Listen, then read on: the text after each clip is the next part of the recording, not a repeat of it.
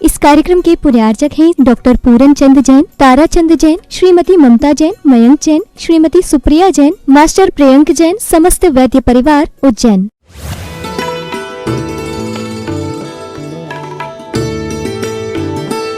Smart करने के लिए स्ट्रेंथ के बाद हमें मैनेज करना था अपने परिणाम, परिणति, चर्चा, चर्या, इन सबको जब मैनेज करना हम सीखेंगे तभी हमारा ये जीवन कुछ सुखमय हो सकता है। पंडित श्रेयांश जी, मैं आपसे प्रश्न पूछना चाहता हूँ। जो कई सारे जीव हमारे पास आते हैं और शाम को सम्यक समाधान में पूछते हैं, महाराज जी भव्य अभव्य की पहचान कैसे करें? सम्यक दृष्टि कौन, मिथ्या दृष्टि कौन, इसकी हम पहचान कैसे करें? मैं आपसे पूछना चाहता हूँ पंडित जी कि सम्यक दृष्टि की पहचान कैसे करें? क्या उसे किसी एग्ज़ाम हॉल पर बिठाकर कुछ 100-200 मार्क का पेपर लिया जाए? क्या उससे कोई ग्रंथों की गाथा, श्लोक सुनने से उसका ये निर्णय किया जा सकता है कि ये सम्यक दृष्टि है? नहीं है। ये इसलिए पूछना पड़ रहा है, एक नहीं आज तो 4 पंडित हमारे सामने हैं। पंडितों इसलिए पूछना पड़ रहा है क्योंकि कई सारे संस्थाओं से आज सर्टिफिकेट बढ़ रहे हैं। गोदा जी के पास है कि नहीं सम्यक दृष्टि का सर्टिफिकेट मिलने से, सर्टिफिकेट प्राप्त करने से किसी सम्यक दर्शन की पहचान नहीं होती, पहचान नहीं हो सकती, पहचान हो नहीं सकती। पर जो ये आप श्रेयांश जी कह रहे हैं प्रसम संवेग अनुकंपा आस्तिक, ये कहाँ से दिखेंगे? बात परीक्षा की चल रही थी। वह परीक्षा किसी भी प्रकार से तुम्हारे भीतर तक पहुंचकर करना वर्तमान में संभव नहीं है। इसलिए आज कुंद भगवान रैन सार ग्रंथ में उस सम्यक दृष्टि की, उस भव्य जीवों की पहचान करने के लिए एक सामान्य सी लिटमस टेस्ट दे रहे हैं। लिटमस टेस्ट जानते हो? पंकज पंडित जी जानते होंगे। आयोडीन हो, अल्कलाइन हो, उसके लिए स्कूल में याद है क्या, एक गुलाबी पट्टी मिलती थी कागज की, लेबोरेटरी में गुलाबी मिलती थी, कहीं पीली भी मिलती थी। याद है कुछ तो याद करो। कैसे पढ़ेगा आप लोग? हम तो पढ़े लिखे नहीं तो अच्छे। याद है कुछ? एक छोटी सी पट्टी मिलती थी गुलाबी रंग की, पीले रंग की, किसी के पास लगा दो, कोई लाल होता था, कोई नीला होता था, कोई रंग बदलता था, नहीं बदलता था। सामग्री अंदर क्या है? उसमें एसिड है, अल्कलाइल है, टर्मरिक है, क्या है ये समझने के लिए कागज का टुकड़ा पर्याप्त होता है। जैसे ही गीला करके उस सामग्री के सामने रखो, सामग्री पर रखो, उस द्रव्य को लगा लो, उसका रंग बदल जाता है। और रंग बदला कि निर्णय होता है कि उसमें जिसकी खोज चल रही है वो उसमें है कि नहीं है। ऐसे ही आज गजब की बात कहते हुए भगवान कुंद स्वामी 2 गाथाओं में हमें समझाने वाले हैं, ज्ञानी किसी दूसरे को खोजने मत जाना, कौन सम्यक दृष्टि, कौन मिथ्या दृष्टि, कौन भव्य। पहले अपने ही भीतर उस लिटमस टेस्ट, टर्मरिक टेस्ट को करके देखना कि मैं कितना पानी में हूँ, मेरी आस्था कैसी है, मेरी चर्चा, मेरी चर्या, मेरी परिणाम, मेरी परिणति कैसी है। स्वयं पे ही पहले ये टेस्ट करके देख लेना, क्योंकि सम्यक दृष्टि संचय जी कभी दूसरे की परीक्षा करने के लिए नहीं जाता कि वो कितना पानी में है। पहले स्वयं की परीक्षा करता है, मैं पानी में हूं कि नहीं। अगर मैं पानी में हूं तो दूसरे को पानी में देखने का प्रयास नहीं करता। बात आई समझ में? जो स्वयं पानी में है वो कभी दूसरे को पानी में नहीं देखता। उन भाषा के, हिंदी भाषा के उन मुहावरों को भी समझना होगा। पानी में देखना जानते हो? पानी में देखना कमल मोदी जानते हो? दूसरों की कमी खोजते हुए उसमें क्या है क्या नहीं है ये खोजना, पानी में देखना है। दूसरों को पानी में मत देखो सुनील जी, अपने पानी को देख लो, मेरे ऊपर कितना पानी चढ़ा है। आज धर्मात्मा बनकर, धर्मात्मा का भेष धारण करके व्यक्ति यदवा तदवा भाषण करते हुए ये दिखाना चाहता है कि इसका पानी खराब है, ये पानी में नहीं है। अरे मेरा पानी श्रद्धा का कितना है? तुम दूसरे को पानी में देख रहे हैं कांसल जी, मेरा तो श्रद्धा का पानी उतर गया, मेरा तो सम्यक दर्शन का पानी उतर गया। ये मैंने अपने आप को सिद्ध करके दिखाया कि मैं सम्यक दृष्टि नहीं हूँ, क्योंकि दूसरों को पानी में देख रहा हूँ। दूसरों को पानी में देखने के लिए नहीं, जो अपने आप को धर्मात्मा मान रहे हैं, जो अपने आप को धर्म के ठेकेदार जी, धर्म के ठेकेदार मान रहे हैं ना, उनके लिए समझा रहे हैं कि पहले अपनी परीक्षा करो उस लिटमस टेस्ट से कि मैं कितना पानी में हूँ। मेरी परिणति, मेरे परिणाम, मेरी चर्चा, मेरी चर्या, इसमें कितना जमीन आसमान का अंतर है, और मैं दिखाना क्या चाहता हूँ और मैं कर क्या रहा हूँ। ये 2 श्लोकों के माध्यम से उनको एक श्लोक कम पड़ गया, उनको एक श्लोक कम पड़ गया, शब्द कम पड़ गए, इसलिए 2-2 श्लोक लिखने पड़े कि सम्यक दृष्टि की पहचान कैसी करोगे, कौन सम्यक दृष्टि। पहले भी कह चुके, याद है, शुरू की 3-4 गाथाओं में भी एक गाथा में सम्यक दृष्टि की पहचान, मिथ्या दृष्टि की पहचान कह दी। अब पुनः कह रहे हैं जो इस टेस्ट में फेल हो जाता है वह सम्यक से रहित होता है। कौन सी टेस्ट? कोई कागज लेके आ मत जाना महाराज को चिपकाने के लिए लोहाड़िया। हाँ, नहीं तो महाराज ने लिटमस टेस्ट कहीं वो ले आएगा लेबोरेटरी से, कहीं से दोनों कागज, देखो ये एसिडिक है कि नहीं महाराज जी, नहीं मिलने वाले। बाहर से वो टर्मरिक टेस्ट काम में आने वाली नहीं है। जैसे थर्मामीटर लंबे समय तक शरीर पर रखने पर, थर्मामीटर जानते हो क्या?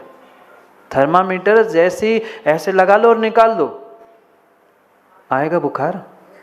नहीं। कुछ समय तक उस थर्मामीटर को उचित स्थान पर रखना पड़ता है। कुछ समय के बाद फिर उसे निकाल कर देखा जाता है, अरे इतना तापमान है, फिर बुखार है। मात्र स्पर्श करने से, मात्र कुछ मिनट रखने से, कुछ सेकंड रखने से काम नहीं होता। जिसका जैसा निर्धारित समय है उतना रहने पर ही वह बुखार की थर्मामीटर से परीक्षा होती है। ऐसे ही ज्ञानियों, इंसान की भी परीक्षा उसके परिणति से ही होती है।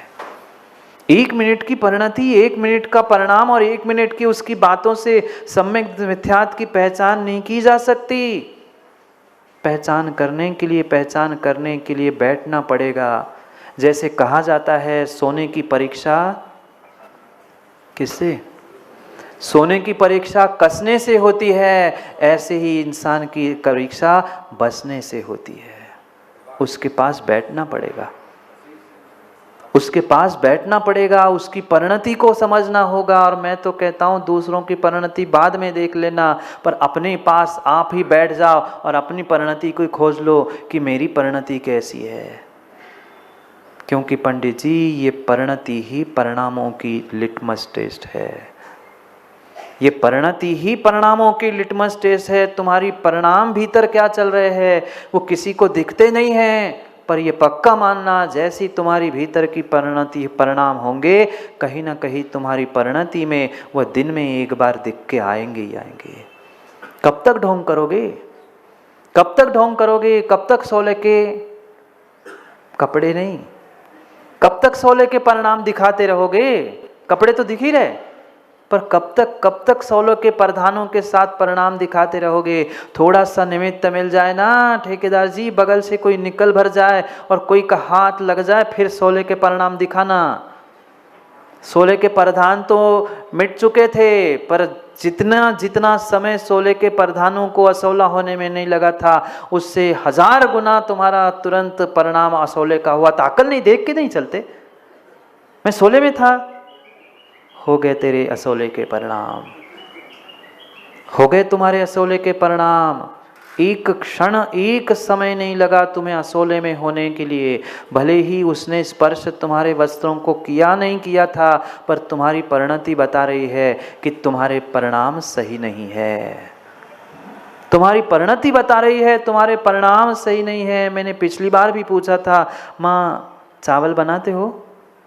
बोलो, चावल बनाते हो खेत में जाके? अभी तो हाँ कह रहे थे। भात बनाते हो? अब सही बोल दो, भात बनाते हो? भात बना कि नहीं बना, भात पका कि नहीं पका, क्या पूरे चावल टटोल के देखते हो? एक चावल से ही पता चलता है कि पूरा वह बर्तन का, कुकर का चावल भात बनाए कि नहीं बना है। ऐसे ही ज्ञानी मात्र तुम्हारी एक परिणति, एक दिन की परिणति तुम्हारे जीवन का पूरा पूरा वृत्तांत कहने के लिए पर्याप्त है। तू इंसान है कि हैवान है? भेष नहीं पूछ रहा हूं, भेष में तो हमने धर्मात्मा के कई भावों के भेष प्राप्त कर लिए, पर उन भेषों से, उन परिधानों से काम होने वाला नहीं है। आज परिणति और परिणामों को समझने की आवश्यकता है। परिणाम किसी थर्मामीटर में नहीं आएंगे। तुम्हारे परिणाम, तुम्हारे श्रद्धा के परिणाम, तुम्हारे आस्था के परिणाम, तुम्हारे विश्वास के परिणाम किसी थर्मामीटर, किसी लिटमस पेपर पे नहीं दिखने वाले। अगर दिखने वाले हैं तो तुम्हारे परिणति में दिखने वाले हैं। सुबह से लेकर शाम तक तुम्हारी परिणति कैसी है, तुम्हारा स्वभाव कैसा है। सम्यक दृष्टि का स्वभाव किसी प्रकार से कभी उग्र होता ही नहीं। कितने ही कठोर निमित्त, कितने ही विपरीत निमित्त भी मिल जाए, पर वे अपने स्वभाव को उग्र नहीं होने देते। कई सारे लोग कहते हैं महाराज जी वैसे तो हम शांत ही रहते, पर क्या करें वो परेशान करते लोग ना। सो यही तो परीक्षा थी अनिल जी, यही तो परीक्षा थी, यही तो परीक्षा थी। अरे सब कुछ व्यवस्थित था तो अब तुम व्यवस्थित है, कौन सी बात है? सब अव्यवस्थित होने पर भी मैं व्यवस्थित होऊंगा तो मेरी पहचान है। पर ऐसा होता है? बोलो माँ हाँ, ऐसा हाँ कि ऐसा हाँ? अब कैसा ही हाँ कहो, पर सबको सब अपनी अपनी पता है। आज उस परिणति के माध्यम से, बाह्य परिणति के माध्यम से भगवान कुंद कुंद स्वामी समझा रहे हैं, करो अपनी पहचान। मैं सम्यक से सहित हूँ कि सम्यक से रहित हूँ। तुम्हारा व्यापार, तुम्हारा आचार, तुम्हारा विचार, तुम्हारी गृहस्थी, इतना ही नहीं, इतना ही नहीं, इतना ही नहीं। आगम में लक्षण शास्त्र क्यों विनोद जी लिखे हैं क्या? आगम में आचार्यों ने, विद्वानों ने जो लक्षण शास्त्र लिखे हैं, व्यक्ति किस रंग के वस्त्र पहनता है उस पर निर्भर करता है उसके भीतर की लेसा परिणाम क्या हो सकते हैं। ऐसा नहीं है? उनकी भेषों से, उनके वस्त्रों की रंगों से, वस्त्रों के रंग नहीं, उनको पसंद में आने वाला रंग, उनकी उठने बैठने के जो घर के साधन हैं, उनको देखकर बताया जा सकता है कि किसकी कितनी और कैसी श्रद्धा है। सोचो, विचार करो। परिणाम और परिणति की बात समझा रहे हैं। किसी परीक्षा हॉल में सम्यक दृष्टि को बिठाने की आवश्यकता नहीं है, बिठाने की आवश्यकता नहीं है। तुमने कैसे वस्त्र पहने हैं, तुम्हें कौन सा रंग पसंद आ रहा है, तुम क्या व्यापार कर रहे हो, और व्यापार में भी तुम्हारे परिणाम परिणति कैसी है, ये निर्णित करने वाली है कि तुम सम्यक के साथ हो कि सम्यक दर्शन से रहित हो। किसी दूसरों की परीक्षा करने मत चले जाना, नहीं तो गोधा जी खुश हो गए, महाराज बहुत अच्छा कसौटी आपने बताई, अब एक एक को बैठ के दुकान में कस लेता हूँ। उनको नहीं कसो, उनको नहीं कसो। कसना ही है तो अपने आप को कसो और सच्चे देवशास्त्र गुरु के पास बसो तो कुछ काम बन पाएगा। कसना भी है और बसना भी है। कसना अपने आप को है, नहीं तो पंचम काल है। देवशास्त्र गुरु को भी आजकल कसने वाले कम नहीं है। हाँ, उनको भी टोंट कसने वाले भी कम नहीं है। और कसौटी में हाँ ये तो भावलिंगी नहीं है, ये तो अमुक नहीं, कस गए। उनके कसने के चक्कर में तुम कर्मों से कस मत जाना। दूसरों को कसने के चक्कर में अपने आत्मा को कर्मों से मत कस देना। अगर दूसरों की परीक्षा और दूसरों को कसने लग जाओगे ना तो कर्म तुम्हें कहेंगे बेटा तू उसको कस रहा है, अब रुक जा, मैं पहले तुम्हें कसता हूँ। कर्म बंध से बचने का प्रयास करो। कसना है तो किसको?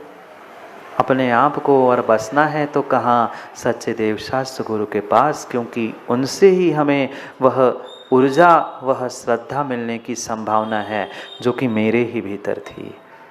कल कहा था संगति की बात कही थी, इसलिए कहा था ऐसी संगति करो जिससे हमारी गति दुर्गति ना हो। लौकिक संगति से दूर होकर अब कह रहे लौकिक संगति से दूर भी हो गए, अब स्वयं को टटोल के देख लो कि मैं सम्यक के साथ हूँ कि नहीं हूँ। अपनी स्वयं की परीक्षा करो, अपनी स्वयं की परीक्षा करो। आज धिक्कार है उन जीवों पर, आज धिक्कार है उन जीवों पर जो मात्र धन कमाने के पीछे धर्म को बेचने के लिए तैयार है। धर्म कहाँ जा रहा है? धर्म की परिणति धर्मात्माओं कहाँ जा रही है? थोड़ा सा विचार करो। चंद पुद्गल के टुकड़ों के पैसों के पीछे हम अपने ईमान को, अपने धर्म को, अपने देव शास्त्र गुरु को भी बेचने के लिए आगे पीछे नहीं देख रहे। बुरी लग सकती है पर एक एक बात कह दूं क्या? कह दूं क्या? सुन लो फिर। आपने हाँ कहा है, फिर मेरे से कहने मत आना। ऐसे भी व्यापारी हो गए हैं जो तुम्हारे कुल के लिए शोभायमान नहीं था। ऐसे भी व्यापार आज जैन साहब करना प्रारंभ कर चुके हैं। बड़ी बड़ी दुकानें हैं और वो ग्राहक आता है, पूछता है ये कैसे करना होता है, तो कहते एक ढक्कन इतने पानी में मिला लेना, इतनी इल्लिया, इतनी किल्लिया, इतना सब मर जाएगा। बड़ी बड़ी दुकानें, इल्ली मार, किल्ली मार, ये मार, वो मार। अरे पुराने पूर्वजों के बारे में थोड़ा सा तो विचार करो। कितने हमारे बुजुर्ग समझदार थे और कितने विवेकवान थे। ऐसी सम्मान नहीं मिलता था सोनी जी समाज में जैन साहब कह के। आज कहाँ कीमत बची? आज कीमत क्यों नहीं बची? क्योंकि उनकी बराबरी हम सब कर रहे हैं। बुजुर्गों की बात कर रहा था। बुजुर्ग अपने दुकान में, अपने व्यापार में एक माचिस तक बुजुर्ग नहीं बेचते थे। और आज माचिस क्या, हम तो कछुआ छाप भी, ऑल आउट भी और पता नहीं क्या क्या बेच के, भले ही आप प्रयोग करो नहीं करो पर करवा रहे हो, करने की अनुमोदना कर रहे हो। माँ पाप नहीं मिलेगा? बोलो हाँ, मिलेगा, बराबर बिल्कुल मिलेगा। और इससे भी हद तब होती है जब किसी कत्ल खाने का, जब किसी स्लटर हाउस का मालिक कोई जैन साहब है, ये पढ़ने में आता है। पढ़ो, कहाँ चिक चिक करते बैठे हो माताओं? पढ़ो। ये आगम नहीं पढ़ो तो कम से कम आज के वह तुम्हारे मोबाइल न्यूज़ और उनको ही पढ़ो और उनको ही सुनो, तब रोंगटे खड़े हो जाते हैं। और जैन साहब तेरा नाम तो कम से कम बदल लेते। व्यापार नहीं बदल पा रहे हो तो कम से कम अपने नाम के आगे लिखा हुआ जैन शब्द जैन साहब ही तो बदल दो। धिक्कार है पैसों के, पुद्गल के टुकड़ों के नीचे कितना नीचे इंसान गिर रहा है। भले ही बहुत सारे लोग आते हैं और कहते हैं विनोद जी महाराज, हमसे कहते महाराज जी ये भारत का रुपया इतना गिर गया, गिरता है ना डॉलर के, इसमें आज इतना गिर गया। 2-3 दिन लोगों ने खूब सुनाया। मैंने एक दिन नीरज कहा फिर ठीक है, रुपया कितना भी गिरे पर उतना नहीं गिर सकता जितना रुपयों के लिए इंसान गिरता है। रुपया कितना ही गिरे, प्रतिदिन गिरे, पर उतना नहीं गिर सकता जितना एक इंसान रुपयों के लिए गिरता है। धर्म बेच दिया, ईमान बेच दिया। कम से कम अपने पीछे लगने वाले जैन शब्द को बहुत सारे थे, इसलिए खुश महाराज हम इसलिए जैन लिखते ही नहीं हैं।